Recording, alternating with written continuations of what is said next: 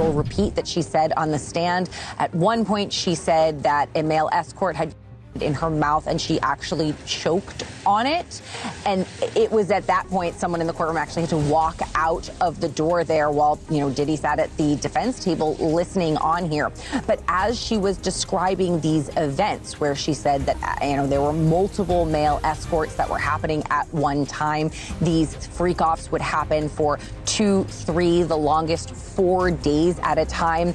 And control is the word we need to talk about. That is what prosecutors really laid out. And you heard Cassie describe how every action during these freak-offs, which were between her and male escorts, not necessarily between her and her boyfriend, Sean Diddy Combs, he sat off to the side really directing things according to her and masquerading along with what he wanted to see.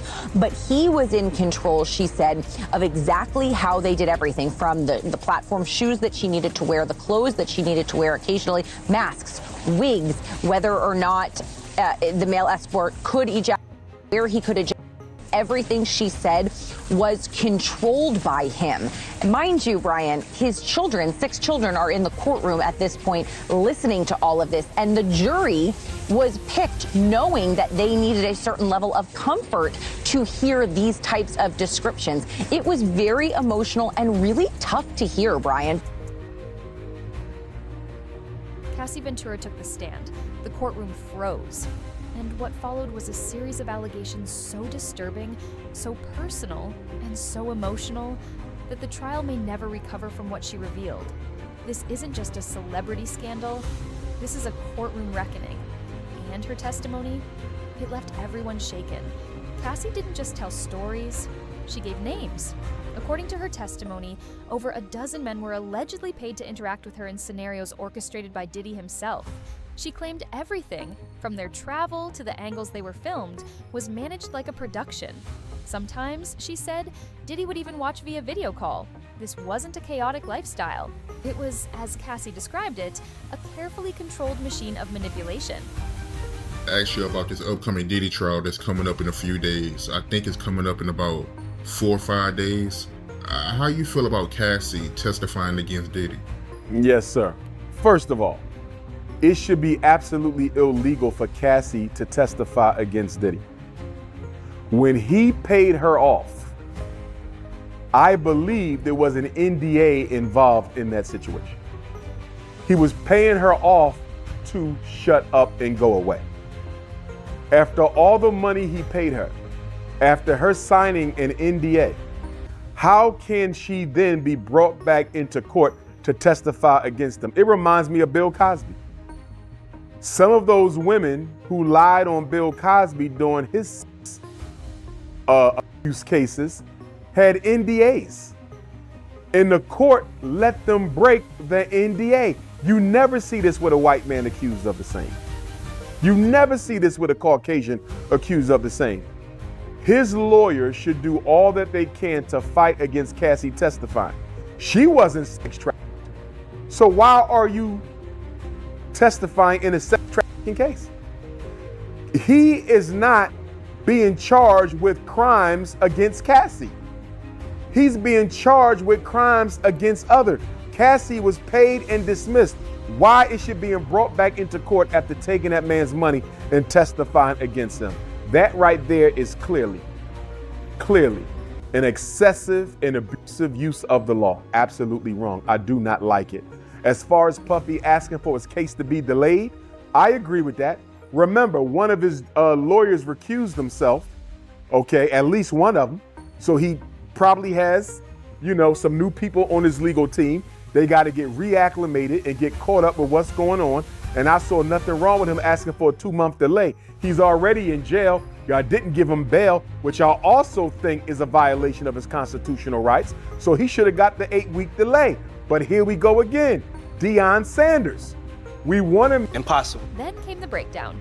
As she recounted years of emotional trauma, pressure, and isolation, Cassie broke into tears. Her voice cracked. Her hands trembled. She was pregnant, speaking to a room of strangers about a life she had tried for years to leave behind. Even seasoned courtroom observers admitted they hadn't seen a moment this raw in a long time. But even before that emotional testimony, the tension in the courtroom had already boiled over. Diddy's lawyers tried to remove Cassie's husband, Alex Fine, from the room. Their claim? He might be called as a witness. But make no mistake, this move felt personal. Fine stayed under one condition. If 2018 allegations came up, he'd have to leave. The stare down between Alex and Diddy? Silent, but powerful. The courtroom felt like it was holding its breath. She was wearing a tight brown turtleneck dress that was hugging her baby bump. When she sat down, you could tell she was nervous. And if you couldn't, you quickly picked up on it, because once she started talking, you noticed that she paused a lot. She would sigh heavily before she answered a question. One of those moments was when she explained to the court that a year into their relationship, that Diddy had approached her with this fantasy that he had. He called it voyeurism, where he wanted to see her have sex with another man, later referred to as freak-offs. She said her stomach dropped. She was 22 years old. She described herself as very naive and a people pleaser. She said the only reason that she agreed to it is because she knew it would make him happy, and she was afraid what would happen if she said no. That's also around the time, she says, that he started to get abusive. Most of her testimony today was spent on talking about these freak-offs, the different escorts that they would use, the different hotels that they would use. She said that she would find escorts off of Craigslist and this escort service called Cowboys for Angels. And to describe them, they weren't the most attractive men, right? They were very average looking. Some of them weren't even conventionally attractive. One thing they had in common is most of them were black, because Diddy preferred for her black men with a big D, she said. At one point, Cassie broke down in tears when the prosecutor asked her, why didn't you leave? If the freak-offs, as you explained, were so disgusting and humiliating, why not leave? And she started crying and said that she was very deeply in love, and this was the only alone time that she could get with Diddy. And it got to a point where this was kind of the only emotional connection that she was getting from this man that she was dating. So much more that I'll cover in another video, including his incessant phone calls, him tracking her down with his security, and her never being able to escape him. Later, jurors were shown the now infamous hotel hallway video. The footage, which had gone viral in 2024, showed a man, identified as Diddy, allegedly pushing and kicking Cassie in a hotel hallway. Cassie narrated the event under oath. This wasn't just a viral clip anymore, it was evidence. And for the jury, seeing her relive it in real time changed the context entirely. So we're taking a little bit of a break. Cassie just testified for about an hour and a half. She walked in with a brown fitted dress on. She was clearly visibly pregnant. She began by talking about how frequently she was abused when asked by prosecutors. She said things like too frequently, and said that she had knots on her head before, busted lips, swollen lip, bruises, that these things were normal for her. When asked about what is a freak-off, she talked about it being an experience where Combs watched Ventura have sex with other men, and she said that she learned about this concept within the first year of their relationship. Why she went along with it. When asked that question, she said, I was 22. I felt a sense of responsibility. I was confused, nervous, wanted to make him happy. So this is only the first hour and a half of her testimony. We're taking a lunch break, but when we come back, I'm sure we'll get more into the details of their relationship. Remember though, this is a case about a criminal enterprise racketeering. So they're laying the foundation as to the relationship between Sean Combs and Cassie Ventura, Cassandra Ventura, but it's moving kind of slow right now, but we'll be providing another update when we get more information. Why is it impossible? Because I'm a black man. You can be scared. I have so many other things to be fearful of. A clown is not going to scare me. Really? Yes. I'm not afraid of clowns. But I heard that you were.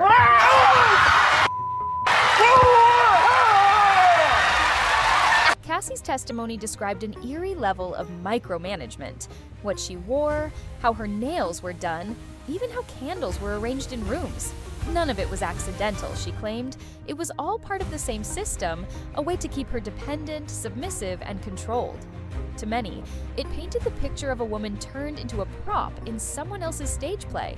Cassie said she was often given substances during these events, which left her confused, disconnected, and unable to fully consent. Worse yet, she claimed these incidents were sometimes recorded, and those recordings were used against her. She feared retaliation, she feared exposure, and most of all, she feared she'd never be believed. Cassie told the jury that the freak-offs made her feel disgusting and humiliated and worthless. She did say these freak-offs lasted between 1 and 4 days, and it would take her an equal amount of time to get her body recovered, to rehydrate, to rest. Well, I think we're going to learn a lot about the nature of Cassie's relationship with Diddy. One of the most bizarre moments, a hotel pool filled with baby oil.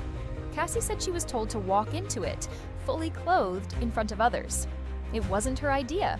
She said she was terrified, but the pressure to comply was overwhelming. That imagery alone left many in the courtroom stunned. It was strange, it was humiliating, and it was unforgettable. The events Cassie described weren't always physical. Some were deeply psychological, allegedly being forced into acts meant to degrade her, often in front of others. Here at the Southern District of New York Courthouse today, Wednesday, May 14th, 2025. Well, Diddy docket, civil and criminal, of course. Yet we're live tweeting the criminal trial of Sean Combs.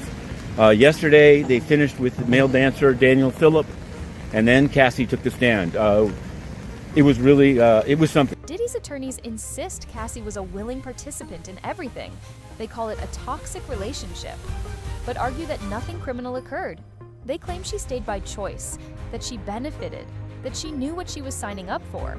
But prosecutors are asking one critical question. Did she really have a choice? Cassie's testimony is just the beginning. More witnesses are expected to come forward. New allegations could emerge. And while no cameras are allowed inside, the world is watching. This isn't just a trial about one man. It's about power, influence, and what happens when someone finally breaks the silence. You didn't sign an NDA, clearly. But did he make his artists sign NDAs and people that work for him? Well, a lot of these rappers, a lot of these industry people, anybody who does business nowadays with the internet, they have NDAs, non-disclosure. That means that if you work for them, you around them, you can't disclose any of the information about them. It's the same thing that he gave to all his artists when he gave them their publishing back. I'm gonna give y'all publishing, but y'all can't talk about Janice Combs, Justin Combs, Sony, Bad Boy, or anything that happened. Y'all can't talk about none of that. But there's some artists that didn't say anything, that didn't sign it, and they able to talk about anything they want to. And I think that's those girls that was, I think Danny Kane. I think a couple of them didn't sign it. And boy, oh boy, they probably gonna go after him too. Cause I heard him, and I'm giving you this, Aubrey. He stood up there and he said in front of a lot of people, we were in the studio, and I said something to him and walked out the studio. He said, yo, I'm gonna drug their ass off and pick them up and pip them out to my nigga. He said, I'm gonna drug them out. I'm gonna get them all on drugs, and I'm gonna pimp their ass out to my. I was like, there's somebody kids, and walked out. And it's somebody that heard me. It's somebody that heard me. I mean, well, it's not only somebody that heard me, it's somebody that I know who was in the studio at the time that happened, and I still talk to him today. And we were just talking about that the other day. He done moved back to Indiana. I don't know why. I'm gonna give you that one. He said he drug them all out, them out. Thanks for watching What's Poppin', where we bring you the truth behind the headlines. Drop your thoughts in the comments. Do you think Cassie's testimony will sway the jury? Was the video enough? Don't forget to like, subscribe, and hit the notification bell so you never miss a breakdown from this historic courtroom battle. We'll be back soon, because what's happening behind those closed doors in Manhattan is far too big to ignore. Here at the Southern District of New York Courthouse in Lower Manhattan. Today, Tuesday, May 13th, 2025. It's day 2 for real after the jury selection of the U.S. versus Sean Combs trial. Yesterday, we covered it in great detail. The jury selection in which the juror from the UN made it on despite his claims that his Office of Counterterrorism doesn't work with U.S. law enforcement, it's not credible. But then there were the opening statements, hammering hard. Tenny Garagos did it for the defense, among their 9 lawyers. And she said this is about private personal conduct and that he may be a terrible person, but it's not a federal RICO charge. The government hammered away, saying you're going to hear from Jane, Cassie, Mia. 2 witnesses were called today, including a former security officer at the hotel, where Diddy is seen on video attacking Ventura brutally. You remember that video back in 2016. The prosecutors played the video. The witness testified that Diddy tried to pay him off with a giant wad of cash. The day's second witness was a male escort. This is where it really got very juicy, who says that he was paid by Diddy numerous times to have sex with Cassie while Diddy sat there in the corner, masturbating and watched. He says he once saw Diddy throw a liquor bottle at Cassie and heard him beating her in another room.